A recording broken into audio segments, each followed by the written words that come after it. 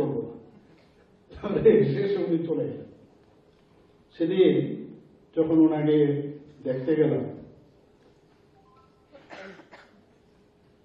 উনি তখন অক্সিজেনের মাস্কটা করা, আমাকে দেখে তো বলে, আরে এত সহজে মরবো না, চিন্তা করো না, লাস্ট আমার সাথে কিন্তু কথা বলবো। এরপরে কিন্তু ডেলিরিয়ামে চলে গেল, উল্টা পাল্টা আরম্ভ করেছে। তারপরে কি হলো, আমরা বললাম এখানে কি হবে, তো বলছিল যে কলকাতায় নিয়ে গেলে ভালো হবে। তোর ফ্যামিলির থেকে আমাকে ফোন করলো, ওর মিসেস, যে এরকম সরকারি ভাবে যদি সাহায্য করা যায়। আমি ঠিক আছে, আমরা দেখছি। উনি আমাদের স্পিকার মহোদয়কে ফোন করলাম, উনি যেমন ধর্মনগরে, স্পিকার মহোদয় বলে কোন চিন্তা নাই, মুখ্যমন্ত্রী ডিক্লেয়ার করছে, বাস দ্যাট ইজ ফাইন, তুমি কবে আসবে বলে কালকে সকালে।